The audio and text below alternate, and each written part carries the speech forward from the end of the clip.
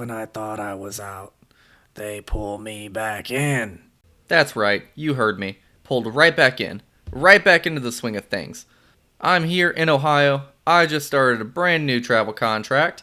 I'm not going to name the hospital or anything because I don't want to talk about the specific hospitals I'm working at. Just going to talk about generalizations and everything, that's all.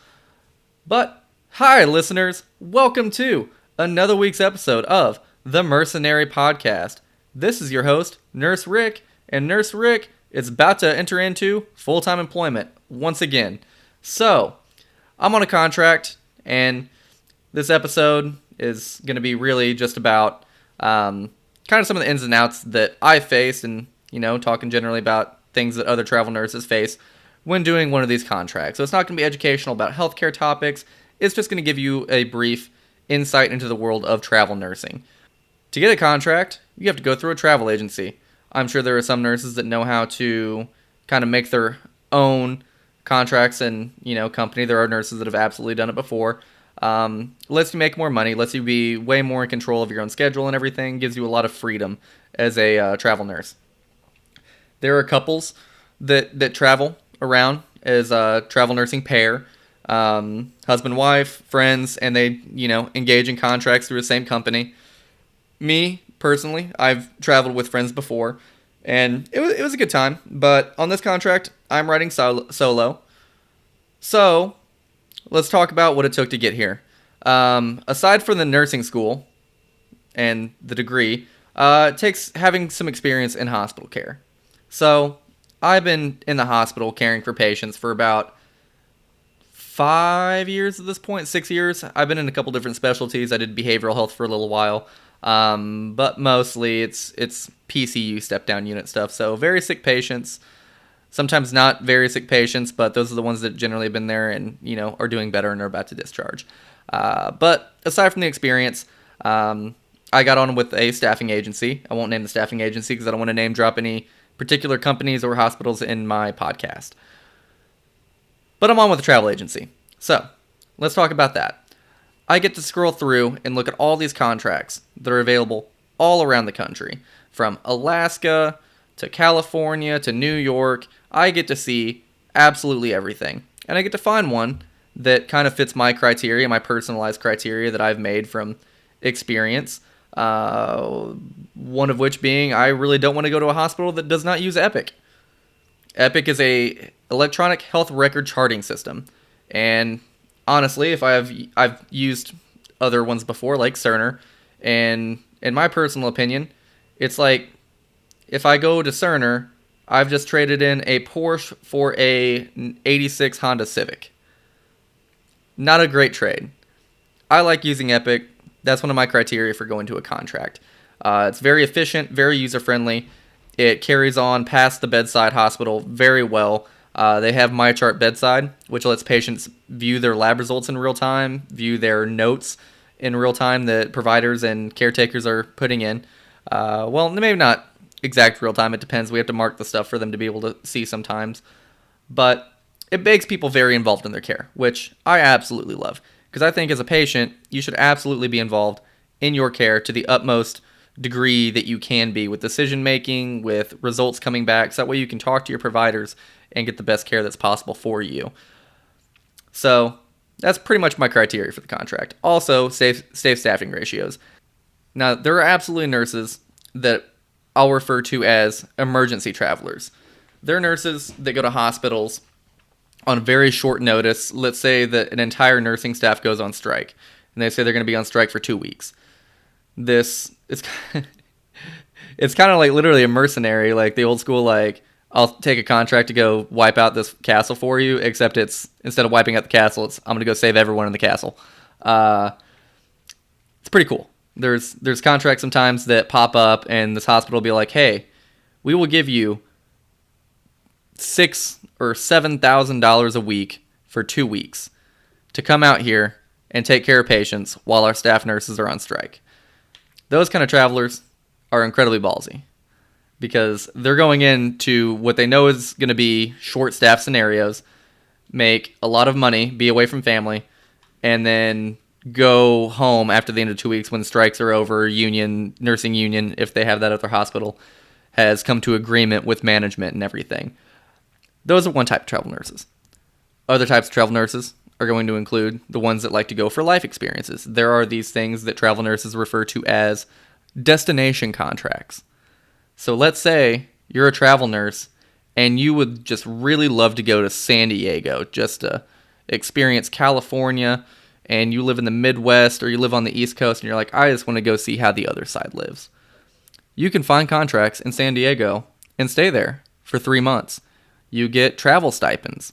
So you get coverage that is tax-free for food, for lodging, for travel, which is all very cool. And you get a pretty decent pay when you're working at such hospital. So I know of nurses that have gone to, well, I don't personally know them, but I know of travel nurses that have gone to U.S. territories, like the U.S. Virgin Islands, the Costa Ricas. There are travel nurses that I'm sure that have gone abroad, like there are programs for that, for bachelor degree nurses to be able to travel to Africa. I do know a nurse that has done that. She absolutely loved it. Traveled to Africa, took care of patients for a few months. All of her stuff was paid for, and then she got to come home and go back to her home hospital, which is pretty fantastic. So with travel nursing, the first thing that a lot of people think is, oh, wow, you must make a lot of money. Yes, in short. It depends on the contract because no two contracts are going to be the same. The pays are going to be different. What the hospital's offering is going to be different. It's pretty cool. It can be very lucrative if you know how to financially plan and align all your ducks in a row to budget for these kinds of things. I still am learning better ways of doing that. It's an absolute practice. Just like nursing is a practice, travel nursing is also a practice that you have to be kind of open to learning about. But yes, it absolutely can be very lucrative. I did not pick up one of those very, very lucrative contracts this time around. It's moderate pay. It's respectable. It's enough to let me come in, be in a hotel, which is where I'm at right now recording this episode, which is where I'm going to be recording most of my episodes over the next few weeks. But it lets you come in, stay at a hotel. I'm in a Staybridge Suites right now, which is like a little studio apartment. It's not bad. I have a fridge. I have a little like kind of countertop stove. I've got a sink. I've got a bathroom, a bed, a sectional. I've got my Xbox with me, which is freaking awesome. On days that I'm in between work, I just come back here to my hotel and I can go right over to my TV, turn on Xbox. I can go rock climb, which I'm actually planning on doing after I finish recording this episode. It's a great chance to go out and kind of explore the world instead of just exploring like the one region that your main housing is in. So I can do this for a few months and then I can go home and go see my family. But luckily, I live in Indiana. It's only 5 hours away. If I have a big stint off of like 3, 4, 5 days, I'm absolutely going to go drive home and go spend time with friends, family, go out to dinner, stuff like that. But in the other times where I'm in between like 1 and 2 days off, I'm absolutely staying here. And so it gives me a chance to go out and explore the world, go find different activities to do. There's hiking here in Ohio. There is plenty of athletic activities, rock climbing, there's jiu-jitsu, there's kickboxing gyms everywhere. Well, maybe not everywhere. You have to go find ones. But I plan on exploring all of that stuff because that's just kind of how I am. It's who I am. I do love adventuring and exploring. But anyway, let's get back into the details of the contract. So I'm going to be working 3/12s a week, which is absolutely standard. I pick days. So I requested my days be blocked out to where I'm on 3 in a row. And then I can have a few days off, or I can have 1 day off and then work another 3, and then I have an extended period of time that I'm off. It's a very good gig. I'm not going to lie. So if anyone's ever been curious about nursing and how nursing works and has wanted to look into school for nursing, if adventure and travel is something you love doing, this is absolutely an avenue that you can take. You can go get your bachelor's degree. Heck, I have my associate's degree. I haven't gone back for my bachelor's yet. I have my associate's RN, and I have experience in the hospital. I got a couple years of experience, and then went straight into traveling. You do miss your family and friends when you're out, but at the same time, it's short term. Like, it's 12 weeks, 13 weeks. You can do anything for 13 weeks and then come back. So let's talk about other benefits of traveling. If you're on with an agency and you know you're going to be working full time and you know this is something you want to do for a extended period of time, 3-4 years, travel nurse, make money, save it, get ready to buy a house back home, which is my plan. You do have the offer of, even though you're kind of intermittent employment, because when your contract's over, you have to find a new contract and you can have an extended period of time between that. Travel agencies, because you are working full-time, they do offer benefits. They offer health insurance, they offer 401ks, they offer a lot of stuff for you. I have private insurance because I do take more extended breaks between my contracts, and you have to depends on the company you're with, but my company, it's like 30 days. You have to have another contract within 30 days, and then your health insurance is full coverage for the year. But you just have to keep kind of consistently finding contracts to go to. And that's fine. I do private because I wanted to start this podcast and start a company, which is what I'm doing. So in my off days, aside from the activity planning I'm going to do for myself, I'm going to continue to go out and promote my podcast so I can find more audience members, teach more people about what I do, teach more people about the healthcare industry. Also, it gives me a very good chance to go out and meet other providers that I can then interview for this podcast and get their 2 cents on the healthcare industry, on how they got there through college, all the details. I want to know absolutely everything I can about what these people know in all these different specialties because I'm a curious individual. I like adventure and I like knowledge. It's 2 things I'm very passionate about. I'll keep you guys updated as the contract goes forward. I'll hopefully have some exciting guests on for you that can tell you about their career paths, how they got there, how they enjoy it. Hopefully we can talk about some things that we see as a problem in healthcare and some possible solutions that we can talk about that hopefully, make it around to the right people and we can start putting things in place to correct things. Like what I was talking about last week with the nursing shortage. Because nurses aren't the only one that's short. Pretty much everywhere in healthcare has got a shortage of individuals. We need to fix all of that. So, sorry about the clicking. I'm currently fidgeting with a phone mount. But I'm going to keep you guys all posted on that. I really don't have much else to update in this episode, except I'm excited. I'm very excited for this. This is going to be a good time. Pretty much it right there. Yeah, that's a good place to kind of cut off this episode. However, it wouldn't really be an episode of the Mursenary podcast if I didn't leave you guys with some medical fun facts. And here's one off the top of my head. This is episode 10 of the Mursenary podcast. So, I would like to thank everyone who has supported me this far, all of my consistent listeners, all new listeners. Thank you all so much for your support. I do greatly appreciate it. I wouldn't be doing this if it wasn't for the benefit of someone, and this is for the benefit of you guys. So thank you for being there. Thank you for being supportive. Thank you for listening. And here are 10 fun facts about the human body in celebration of the 10th Mursenary podcast episode. So, I am stealing these from nectarsleep.com. 30 fun facts about the human body. I'm only going to cover 10 because I don't want to drone on and bore you guys over 30 fun facts.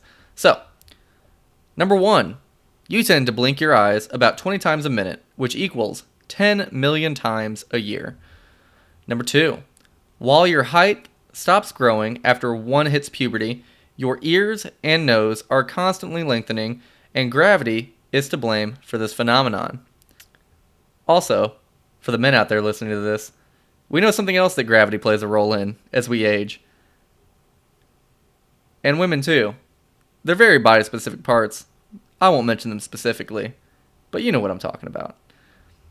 Number 3, our cornea, the transparent front part of our eyes, doesn't get any blood supply and receives oxygen directly from the air. Number 4, a weird fun fact about the human body is that it consists of so much fat that it can make up to 7 bars of soap. Number 5, once the oxygen supply is cut off, a human brain can survive up to 3 to 6 minutes. Number 6, humans develop fingertips from the time they were embryos. Only 3 months after they are conceived. This means that just after the first trimester, the baby has fully developed fingerprints. When a human blushes, they feel it in the lining of the stomach too, as it also turns red. Number 8. A weird fact about height is that when in space, astronauts can grow almost up to 2 inches because gravity's not pulling down on the skeletal system constantly. They can actually grow. But here's another fun fact that came from, not from this post, but from an article I read a while ago. There was a scientist that was going down, diving. I think it was like, it was several feet under the water. I don't know if it was just 10 or 100 feet under the water, but he was living in a little kind of submarine kind of shelter. And he would have people bring him food, scuba dive it down. And he lived in there for a certain duration of time. And the effects on his skeletal system with that extra pressure of the water around it, he actually shrunk, I think, 1 or 2 inches, which is just fascinating that can even happen. Like, the body responds and it adapts to so many different circumstances. It's quite a fascinating machine, our vessels.